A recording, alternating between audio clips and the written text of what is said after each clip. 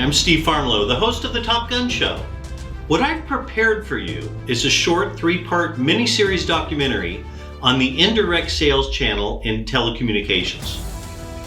I've created this to benefit all of the constituents of the channel. Why? What I've discovered is that more education is needed to take better advantage of the benefits of the indirect sales channel. We will explore the past, the present, and the future of the channel, as well as some of the best practices. Whether you are a provider or carrier, or if you are a sales agent or partner, if you're a value-added reseller, or if you're an end user, I would like this series to increase your understanding of the many benefits of the indirect sales channel. Enjoy, and thanks for watching.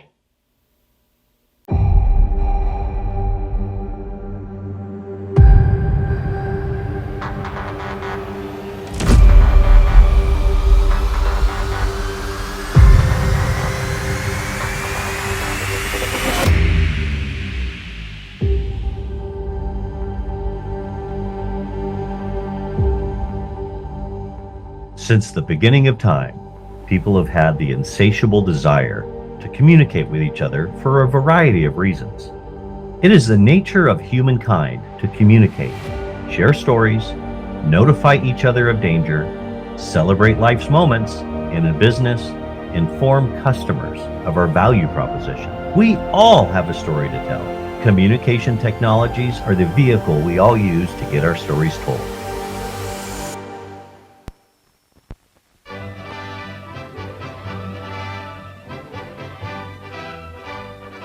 These technologies have evolved as mankind has evolved.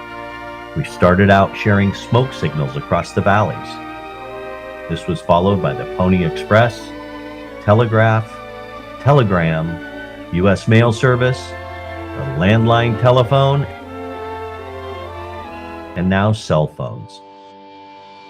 In my lifetime, we have gone from pink while you were out message notes to instant forms of communication such as SMS texting and all forms of social media messaging. While the technology has changed dramatically, the basic need has been to stay connected. People and businesses have a strong desire to be connected. Staying connected is the common denominator. Because the work from home environment is here to stay, the need to be connected is very likely more important today than ever. The world is moving fast. We are bombarded with messaging. We are also inundated with threats such as cyber attacks, ransomware, and data hijacking. However, the technologies continue to evolve in order to continue to satisfy that insatiable desire to staying connected with each other. In this documentary, we will explore the foundation of the telecommunications industry with a focus on the indirect sales channel. We will find out what it is, when it started, and why it started. We will also come to the realization that there is much more to come. Everything has not yet been invented. There are new technologies and new opportunities on the horizon that will simply blow your mind. The Top Gun Show has provided the business community with over 500 interviews of the industry leaders and the top guns in the telecommunications industry. With over several million total episode views, the Top Gun Show has brought together the names, faces, personalities, organizations, and technologies that make it all happen. Now, we pull it all together to give you the secrets and keys to success you need to take advantage of the continuous waves of opportunity that roll in. Together, we will discover the untapped potential in the telecommunications industry through the indirect sales channel. We have brought together some of the industry icons to share their past, present, and future thoughts. So sit back, relax, and take it all in.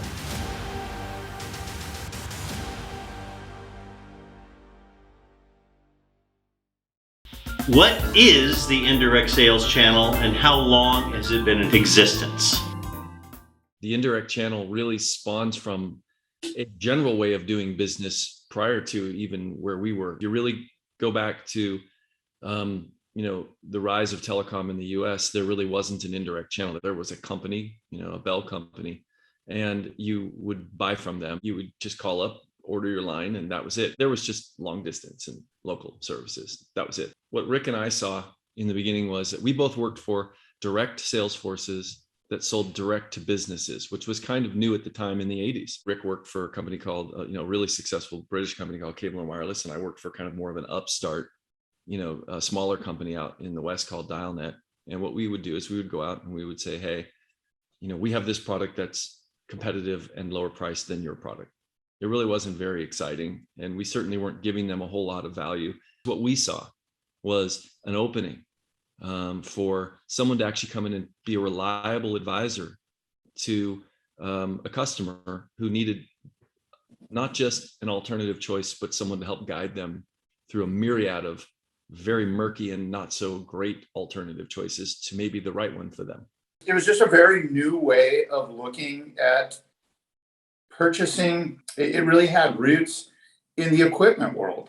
If you wanted to buy a bunch of datacom equipment or some routers from Cisco, for the most part, unless you were IBM, and even maybe then, you had to buy from a value-added reseller. And if you have a direct sales force, maybe you put them in 30 NFL cities and you have a team of 10, maybe even a team of 20, you only have a few hundred, 500 or less people covering the whole country. I think that the channel really followed the equipment world in looking for folks that could go out there and really become a distributor of their services. It struck a chord. Some seeds were planted. The channel has certainly grown. What's the current state of the indirect sales channel? The indirect sales channel has never been better. We did a study a few months ago at the end of 2021 with SMB customer, and they said overwhelmingly 96% that they see tremendous value in using the channel. So that's a validation from an end customer perspective. And then second, if you think of the last few years with the pandemic, businesses have spent more and more money. In fact, Gartner reports they've spent 5% more on technology. And all of this has flown into the channel. So the channel is alive and well, it's thriving. What I see, obviously, is more and more customers continue to buy through some sort of channel relationship. If you talk to Forrester, you talk to Gartner, they always talk about the tech channel or the tech services or the IT spend. With the vast majority, call it 70 to 80% of all IT spend or tech services going through, some sort of channel relationship. What I see is the current state is it's gotten more sophisticated. I see more and more customers leveraging that channel relationship. And I see more and more conversations happening. I was talking to an executive at a TSB and I said, what are you seeing in terms of growth around SD-WAN? He was talking to me about the explosion they're seeing around SD-WAN through their channel partners. And he had made the statement that he saw 142% growth from 2020 through 2021. And I think we'll even see that continue to accelerate, right? As more and more customers are now going through that digital transformation that was prevalent through COVID. The last thing I'd say too is you look at all the companies that live in that magic quadrant. Did you know that 20 out of 21 companies sitting in the magic quadrant are channel-centric, channel-led organizations? The reason why they're having so much success is they have embraced the channel. I think it's all positive, my friend. I think we just see continued growth. The current state of the indirect sales channel is going through a once-in-a-generation shift. For about 30 to 40 years, the channel has been synonymous with the point of sale. If you look at channel leaders today, they look at the channel that helps customers get to the dance. They're looking at partners who are doing technology alliances, co-innovation, value creation, looking at network effects, strategic alliances, business alliances. Where indirect sales was linear, it was very much a part of the revenue model. Today, channels are a part of every organization: marketing, sales, customer success. the product, looking at the strategy groups. And this is where the future of channels are going. There's been a lot of PE money put into the channel. All that consolidation comes at the cost of investor money. And if there's one thing investors aren't, it's patient. We're starting to see those investors say, it's time, right? Show me my return. I think the channel's first thing is going to be a narrowing of the focus, of focusing on the profit. I think you're going to see a little bit of the waste that we've seen in the past. A lot of overt branding spend, a lot of squandering, quite frankly, of MDF funds, et cetera. I think you're going to start to see that come to an end as all these folks are challenged to hit the numbers that they promised those investors. The second challenge, I think, continually is talent. We are horrible at diversity in the channel. We're horrible. And we're, frankly, it feels a little bit like we're getting worse. Because we're all getting older, self-included. We're not doing a great job attracting the next generation to want to join the channel in the numbers that we need.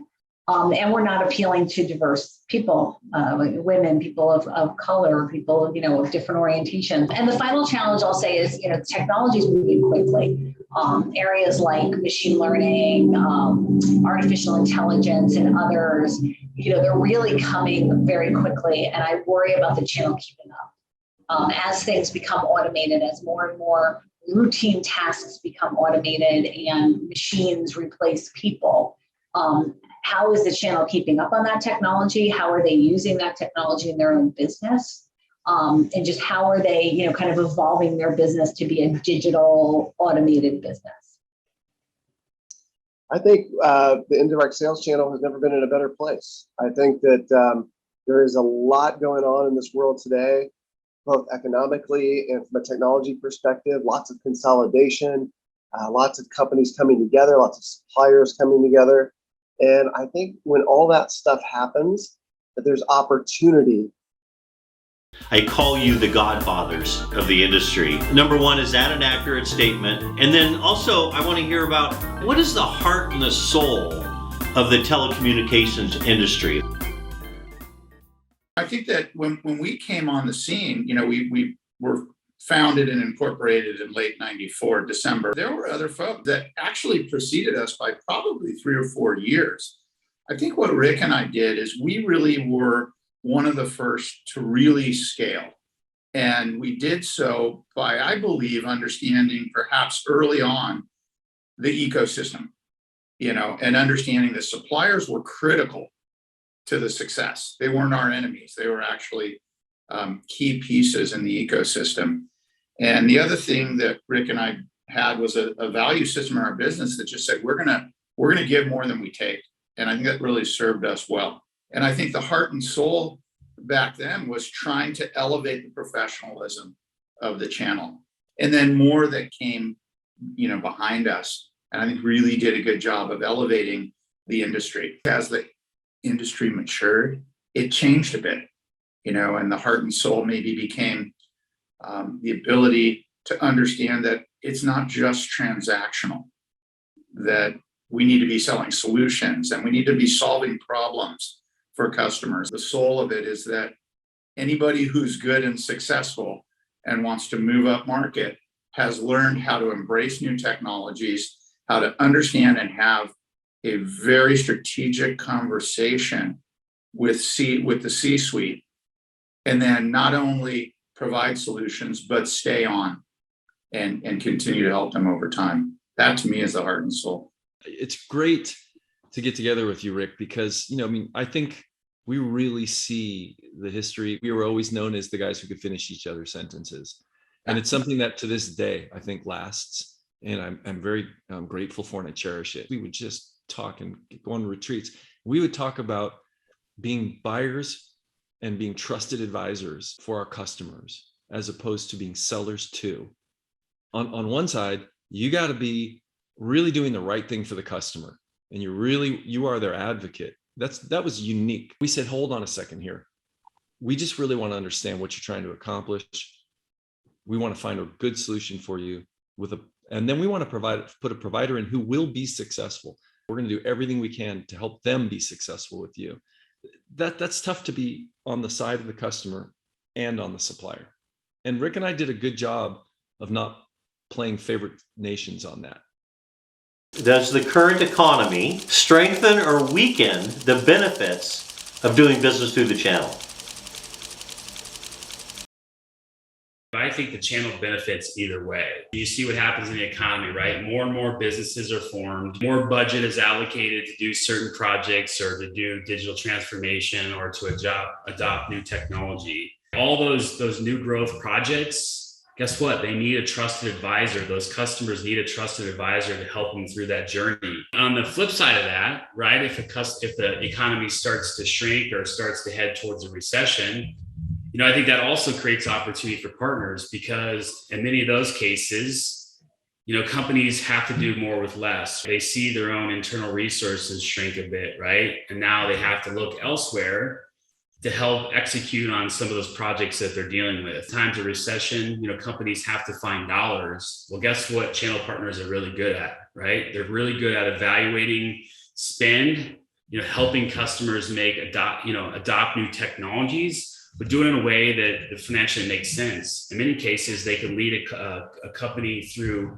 a digital transformation and come out on the other side, right, with savings in their pockets. So I think either way, in my opinion, the channel benefits. I'm relatively well known from my work in the indirect channel, but we also do a lot of work at JS Group with direct teams, figuring out how do they sell with. I've yet to meet a technology company that's successful without having both routes to market in play at some level. Now, look, you can be 100% indirect, and you can do that by having business development or salespeople within your company that support the partners on big deals. Or you can sell 100% direct, although I've yet to see somebody do that, because it's very costly and you don't have the relationships, you don't own the customer. The first question that comes up is, should I sell direct, indirect, both? And I always say it really comes down to your product, comes down to your segment, and most importantly, it comes down to your margin. So, you've got to be able to afford distribution. And that goes both for direct and indirect. Direct sellers are expensive, compensation is expensive, commission, resale margin, et cetera, is expensive on the other side. And so I typically start with, what is the revenue goal that you want to hit? What time frame do you want to hit it? How much are you willing to pay to hit that revenue? But the reality is there is no one size fits all answer. You really need to pull back, look at your customer segments, look at your goals, look at the timing for your goals, your margins and your costs, and then make the right decision for your business. The simple answer about cost of channels is always wrong. So if someone in your firm, typically the CFO, has told you that the channel is too expensive, that you should be paying less for the channel, that you can't afford to distribute through the channel, you got to turn that down. You have to really step back and look at the jobs to be done by the channel. It's overly simplistic to think that the job that's done by the channel is sales. And if all you're comparing is your direct seller's cost and the partner's sales costs, you're always going to be askew in your answer. You need to look at the full customer relationship management cycle of the partner. Where does the partner take ownership? So you really need to go define those jobs that need to be done and then look for partners that can do them. I don't think the channel is recession proof, but I do think that when things start getting clamped down and with work from anywhere scenario, all the things that are going on right now, it does create opportunity. Customers want to shave costs. They want to clamp down. They want to be careful. And technology allows them to do that in a work from anywhere scenario and some of the efficiencies we gain with the technology. So I think because of this, post-pandemic, there's a lot of opportunity in the channel. It strengthens the entire technology industry. If we refer back to 2008, we saw technology providers and the solution providers that make those solutions available to end customers thrive. And we saw enhanced growth in that period because businesses are looking for ways to shed CapEx and to shift to a more OPEX model, because the OPEX model allows them to align their costs to their revenue. In a recession, a business anticipates its revenue is going to come down, so it wants to have the ability to scale down its OPEX as its revenues coming down. Therefore, that shift from CapEx to OPEX is definitely creating a ton of opportunity for everything that is subscription based. Back in your day, you didn't have a huge portfolio of providers and carriers that had an indirect sales channel. You had to sell customers on this new concept, and you had to sell the providers and the carriers, because you're nothing without both. What a tremendous amount of work that you guys had to do, because you like defined the industry as you built it. I mean, that's incredible. When did the light bulb go on like, dude, this is working? In the very first week that we founded the company. And there was a gentleman who was a decision maker at a mid-sized company, what you might think of as maybe a $15,000 account today, nice account. And I've been calling him as Rick Deller at Cable and Wireless. I want to talk to you about how Cable and Wireless has a portfolio of blah, blah, blah, blah, blah. Couldn't get an appointment with him, tracking this guy for a year. The very first week I called him up and I said, hi, my name is Rick Deller. I work for a company named Communications. We're a consulting firm that meets and sits down with companies and helps them to understand their business challenges in relation to the confusion around telecommunications and technology. And I'd like to come in and have a discussion with you, and that kind of a pitch. And he's like, yeah, that sounds like a great approach. Come on in. Then I knew something was different, because the way that we approached it, we could sit next to them and help them make a great buying decision, and then stay on and help them. The second thing, a lot of folks that I met on President's Clubs at Cable and Wireless. I went on 5 of them the 5 years I was there. And everybody thought I was crazy. But about 15, 18 months later, phones started to ring. Hey, I hear you guys are crushing it. Could we talk to you about coming aboard? It was fun. We did a lot of writing. We're both writers, and we loved to just bounce ideas off each other. And we did, and we would really role play. Rick and I were independent. In other words, we shared the company, we shared the expenses, but we were 2 sales guys in the company. And Rick's book of business was Rick's and mine was mine. And our competitive nature helped us greatly, because I wanted him to succeed and I wanted to succeed. That first drive to stay alive, as we called it, which was basically to replace our income, really went pretty quickly. We made no money, as you know, in telecom. You sell something, then it gets installed, and then they wait 60 days and bill it, and then they wait. So 6 months later, the check started coming in from day one. But Rick and I were literally selling from the first week. So that it went like this, and then just took off. I'll never forget the last 3 months of that year. My income for the previous 9 months all hit like that. I saw what was going on. I could just see this recurring revenue. I mean, that we were just so enamored with that model, and we saw it coming. It was really, really exciting. But the other thing I think that really happened, that really defined it for me, was when I realized that Rick and I had a decision to make. And I think I saw it first because I saw all the numbers. We probably could have continued on, built huge books of business, and made, mid 6 figures to who knows what at the time, much more than we were making. But we really had a desire to build something that was more than that. And we had to take a chance. And I came to Rick and I modeled it all out. And I said, well, we have a choice here. I go, we can keep selling. And there's no doubt you can get 100% of your commissions, and it's going to move pretty quick. But at some point, you're only one guy. We were getting calls from my guys from President's Clubs and Rick's guys. So we started to see this channel thing. I go, what if we built something? And it really was the idea. What if we really built something for them and stepped aside? And I brought a model to Rick and I said, hey, I think we ought to stop selling. And he probably looked at me like I was an alien and crazy, but I showed him the math and I showed him the model. What we need to do is we need to pick a few people that we trust. We need to transition them in our second year with our book of business. our separate books of business, and we need to focus all of our firepower on recruiting and building support so that they could be great and supported. And it was a bit risky. Rick would really check me to make sure we could achieve the vision. I might be great dream, but Rick was really good at making sure we could operationalize it and make sure get it done. We got on phone calls. We picked our agents, one for the North and one for the South. We handed off our book of businesses and we went, we're not selling anymore. And that was when that was phase one of working on the business instead of in the business. It was great, man. I mean, that was the launch. That went from 2 sales guys to what did we end up, Rick? 2,500 sales independent companies when we sold the company.